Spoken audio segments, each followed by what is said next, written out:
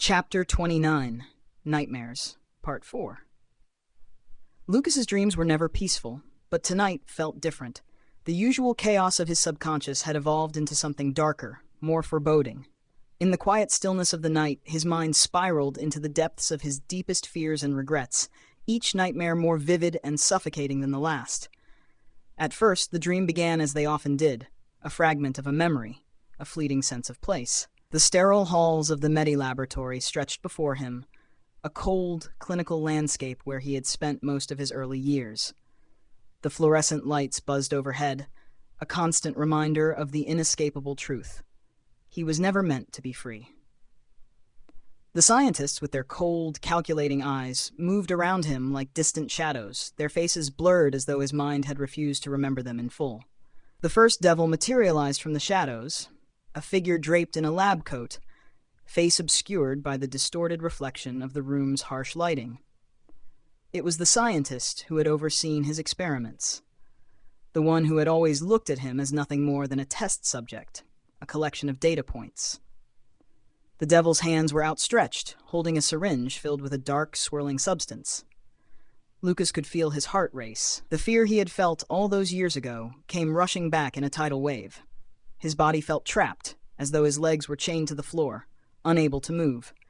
He tried to speak, but his voice was lost, swallowed by the oppressive silence. The scientist approached him, and Lucas's breath quickened as the cold metal of the needle came closer. "You were born to be tested," the devil's voice echoed, a distorted version of the scientist's tone. Nothing more. Lucas tried to push him away, but his arms felt weak, his body heavy with the weight of helplessness.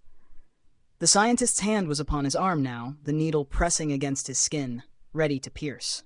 But before it could, a surge of power rose in Lucas's chest, raw, uncontrolled, and desperate. With a scream that echoed through his mind, the energy erupted, pushing the figure back. The syringe flew from the scientist's hand, shattering against the sterile walls, and the lab itself began to collapse. But just as quickly as the nightmare had begun, it shifted. The scene changed, and Lucas found himself standing in a familiar place. The Kingston Hospital, the site of the explosion that had changed everything.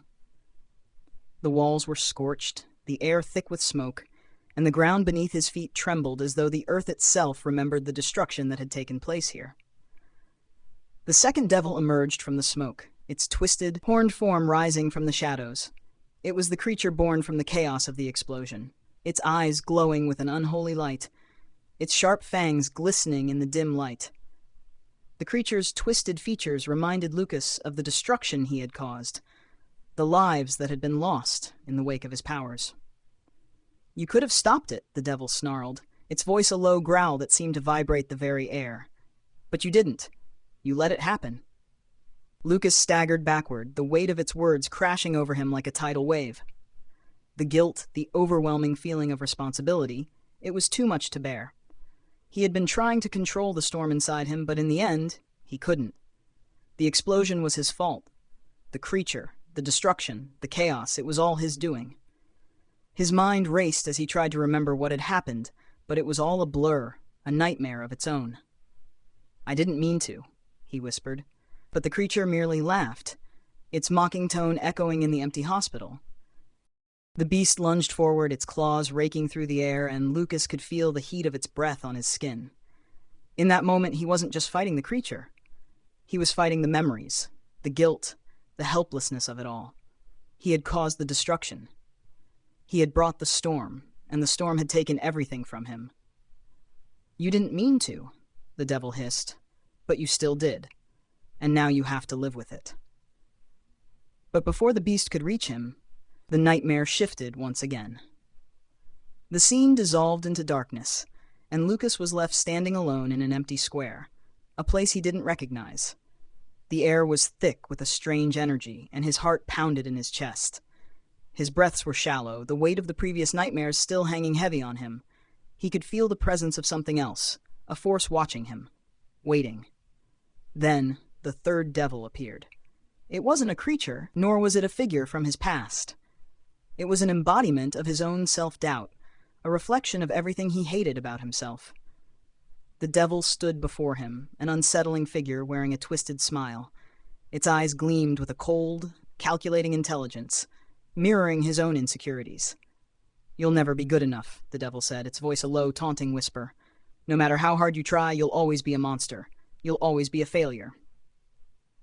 Lucas felt his knees weaken. The words were too familiar, too real. He had heard them in his own mind more times than he could count. Every failure, every mistake, every moment of weakness had piled on top of him until he felt like he couldn't breathe under the weight. He had never felt worthy of anything, never felt like he could live up to the expectations placed upon him, especially after everything that had happened in Kingston. "You will always cause destruction," the devil continued, its voice growing louder, more insistent. "You'll never be able to control the storm inside of you." Lucas clenched his fists, his body trembling. He wanted to fight it, to push the devil away, but it wasn't a physical enemy. It was a reflection of himself, a manifestation of his darkest fears and insecurities. And no matter how hard he tried to fight it, it always felt like the devil was right. But something shifted in him. Amid the overwhelming darkness of his mind, he found a flicker of light, a spark of resolve. The devil may have known his weaknesses, but it didn't define him. He could still fight. He could still rise above his mistakes. With a surge of determination, Lucas focused on the spark within him, the power that had saved him before. He raised his hands, his body filling with energy, and the devil before him shrieked in pain as the light grew brighter. For the first time in the nightmare, Lucas felt in control. He wasn't a failure. He wasn't a monster. He was more than the sum of his past mistakes. The devil screamed one last time before vanishing, its form disintegrating into nothingness. As the darkness of the nightmare receded, Lucas found himself back in the shelter on the Watcher Mountain. His breaths were ragged, his body covered in sweat, but he was awake. The nightmares had been harsh, but they had shown him something important. He wasn't defined by his past. The guilt, the fear, the self-doubt, they were all a part of him, but they didn't have to control him. He could choose to rise above them. It wasn't going to be easy. The journey ahead was fraught with uncertainty, and the prophecy weighed heavily on his shoulders. But Lucas knew one thing for certain now. He could face whatever came next. The storm inside him was still there, but it no longer felt like it was threatening to destroy everything. Instead, it felt like the beginning of something new, a chance to control the storm, to become something greater than the sum of his fears. As he lay there, taking slow, steady breaths, Lucas felt a sense of calm wash over him. The nightmares had tried to break him, but they had only made him stronger. And no matter what came next, he was ready to face it. The storm was no longer something he feared. It was something he could control. Mina stood in the void, a vast expanse of nothingness stretching endlessly in all directions. The silence was deafening, a weight pressing against her chest as though the air had been stolen from her lungs. She turned, her green eyes scanning for anything, any sign of life, light, or warmth, but the darkness remained impenetrable. Her heartbeat echoed in her ears, the only sound in the oppressive emptiness. From the shadows emerged a figure, tall and imposing. Her adoptive father, his sharp gray eyes glowing like embers in the dark. He wore his usual business suit, immaculate and cold, but there was something different about him now. His presence loomed, larger than life, casting a shadow that engulfed everything around her. "You think you can run from me?" His voice boomed, a deep, reverberating sound that rattled her bones. "You think you can survive without my protection?" Mina took a step back, her body trembling, though she clenched her fists to suppress it. "I'm not running," she replied, her voice steadier than she expected. "I just want to live my own life."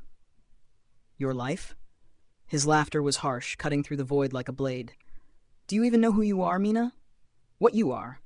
Without me, you're nothing. A stray. A shadow." The darkness around him shifted, morphing into a cage of wrought iron bars. They slammed into place around Mina, trapping her within their cold, unyielding grip. She reached out, her fingers brushing the metal, only to recoil as it burned her skin. The heat seared into her, a reminder of the suffocating control she had lived under for so long. "I'm not nothing," she whispered, though doubt crept into her voice. "I'm more than you think I am." The cage dissolved into smoke, and her father's figure disappeared. In its place came the storm. It began as a low rumble, a distant growl that Mina could feel in her chest. The wind picked up, howling like a beast in pain, whipping her hair around her face. She shielded her eyes, squinting into the swirling chaos. The arcane storm was here, the same one that had brought her into the world. Lightning crackled across the sky, illuminating the darkness with flashes of violet and gold. The storm surrounded her, a cyclone of energy and fury. It roared with a voice of its own, unintelligible yet deafening. Mina stumbled forward, her movements sluggish against the force of the wind. The storm was alive, its tendrils of lightning reaching for her as if it recognized her. "You were born of this chaos," the storm seemed to say, though its voice was indistinct. "You are a child of destruction, a harbinger of ruin." "No!" Mina shouted, her voice barely audible over the cacophony. "I'm not like that. I won't be like that." The storm tightened around her, the lightning striking closer and closer. Each bolt left a mark on the ground, glowing with an eerie light. Mina's heart pounded in her chest as she struggled to escape, but there was no way out. The storm was everywhere, its energy coursing through her veins, filling her with a power she couldn't control. She fell to her knees, the weight of the storm pressing down on her. Images flashed before her eyes, her adoptive father's cold gaze, the prophecy's ominous words, and Lucas's face twisted with pain. The chain appeared next, glowing faintly in the darkness. It stretched from her chest, winding into the void until it disappeared from sight. The chain pulled taut, dragging Mina forward. She scrambled to her feet, her hands clawing at the invisible force that yanked her through the storm. The wind howled louder, but it couldn't drown out the sound of Lucas's voice. "Mina!" he called, his voice laced with desperation. "I need you." She stopped struggling, her heart aching at the sound of his voice. The chain glowed brighter, pulling her closer to him. She could see him now, standing at the center of the storm. His brown eyes were wide with fear, his hands outstretched as if trying to hold the storm at bay. The chain connected them, a lifeline in the chaos. "Mina, don't let go," Lucas shouted, his voice cracking. "I won't," she promised, though her voice wavered. "I'll never let go." But even as she said the words, doubt crept into her mind. The chain was heavy, its weight dragging her down. Was this bond her strength, or was it a burden she couldn't escape? She thought of the moments when their connection had saved them, when their shared power had been the difference between life and death. But she also thought of the times when it had felt suffocating, as though her thoughts and feelings were no longer her own. The storm surged again, its energy tearing at the chain. Mina cried out as the pain lanced through her chest. Lucas reached for her, his hand inches from hers, but the storm's fury kept them apart. "Lucas," she screamed, her voice raw with anguish. "I can't." "You're stronger than this," Lucas interrupted, his voice steady despite the chaos. "We're stronger than this." The chain pulsed with light, the glow spreading until it engulfed them both. The storm began to fade, its roar replaced by a heavy silence. Mina collapsed to the ground, the chain dissolving into a soft, golden mist. She looked up to see Lucas standing over her, his hand outstretched. "You're not alone, Mina," he said, his voice gentle. "Yet you never have been." The void returned, but it was no longer empty. Mina stood in a field of wildflowers, the air warm and filled with the scent of lavender. The storm was gone, and the cage had melted away.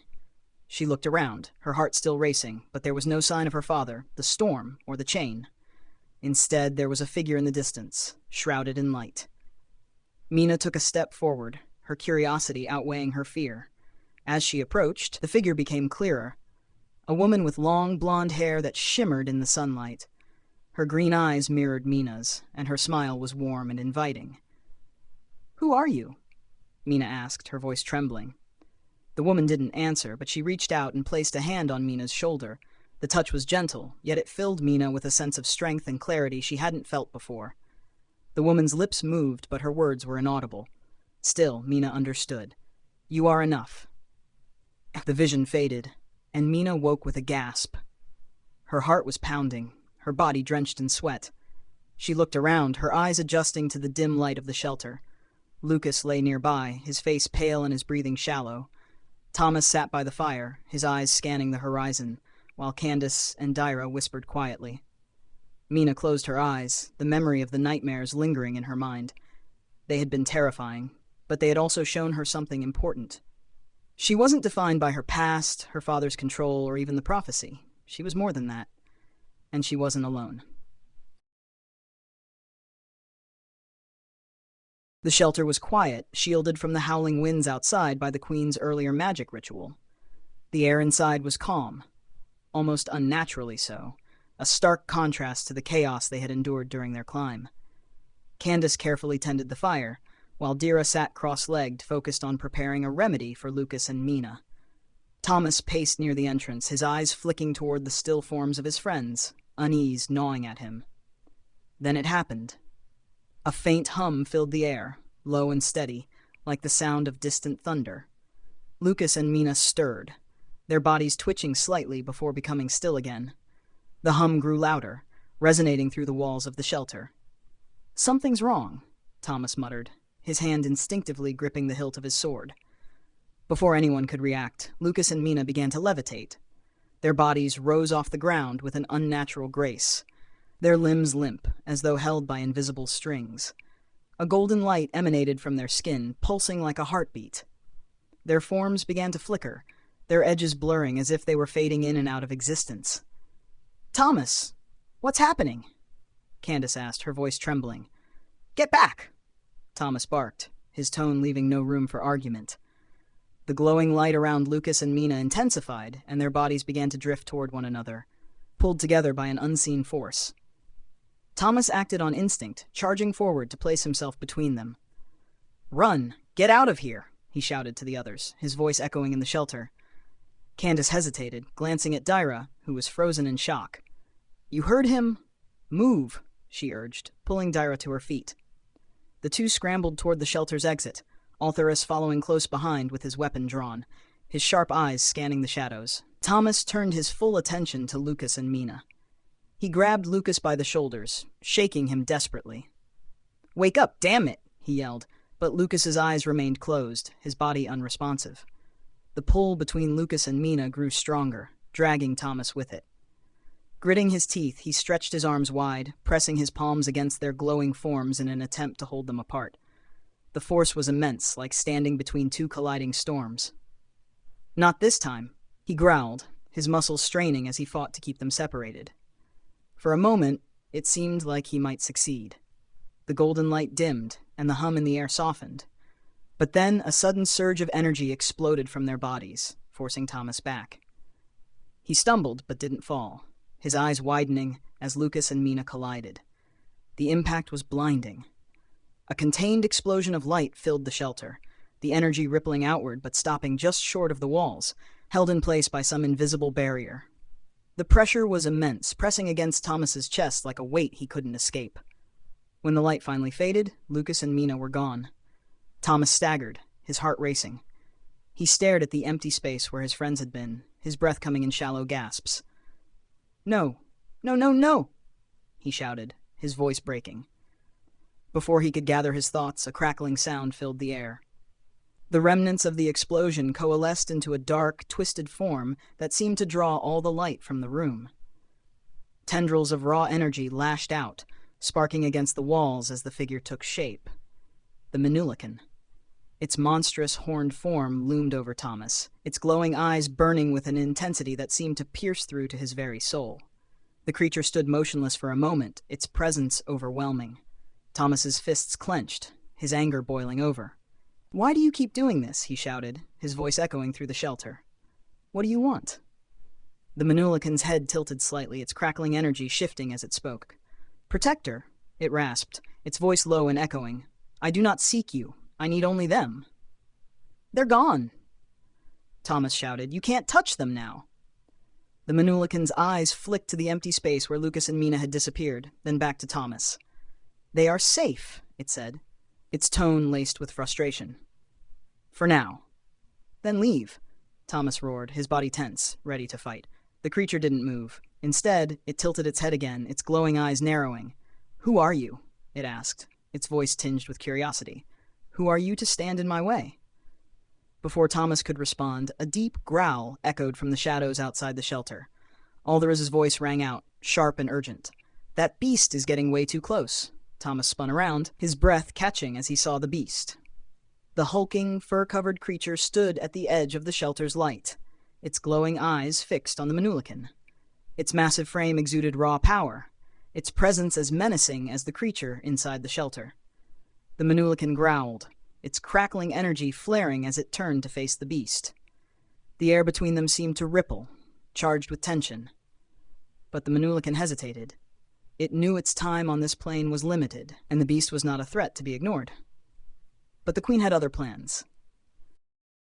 Aphyrosia stepped forward, her emerald eyes narrowing as her voice rang out like a blade cutting through the tense air.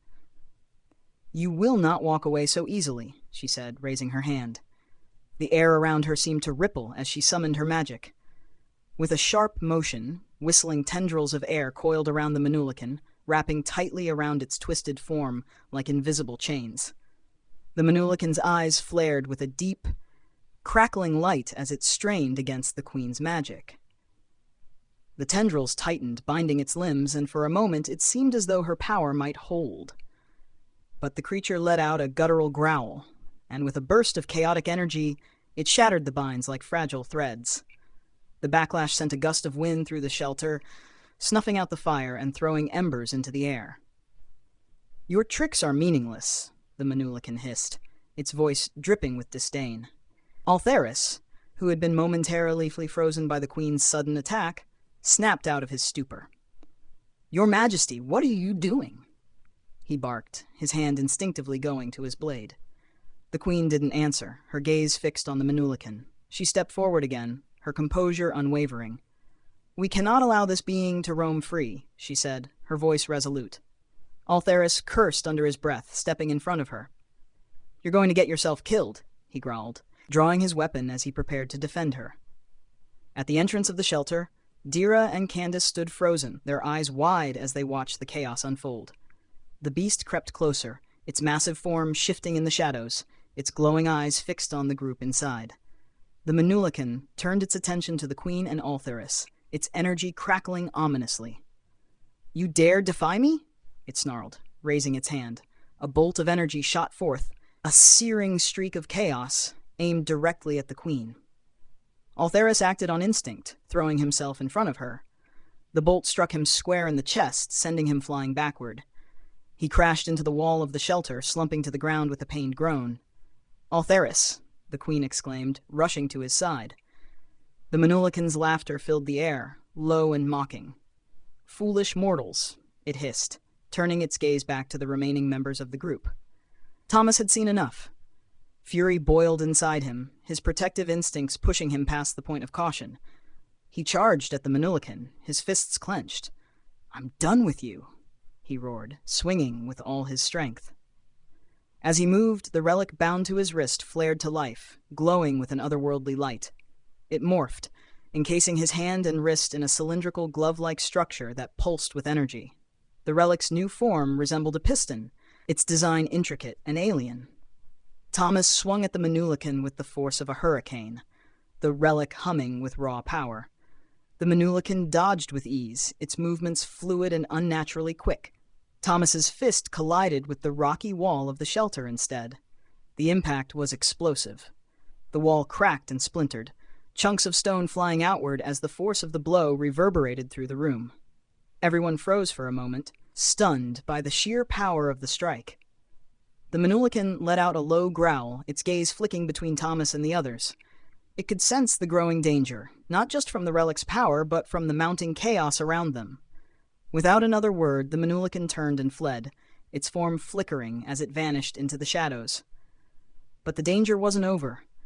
As the tension in the shelter eased, a guttural growl drew their attention to the entrance. The beast, no longer lurking in the shadows, lunged forward with terrifying speed. Its massive paw shot out, swiping toward the nearest figure. "Candice, move!" Dira shouted, shoving her aside just in time. The beast's claws narrowly missed Candice, but its focus shifted to Dira instead. The group scrambled to react, but the beast was too fast. Its powerful form loomed over Dira, its glowing eyes filled with predatory intent. "Dira!" Thomas shouted, his voice filled with desperation. The beast's claws descended toward her, the shelter erupting into chaos once more.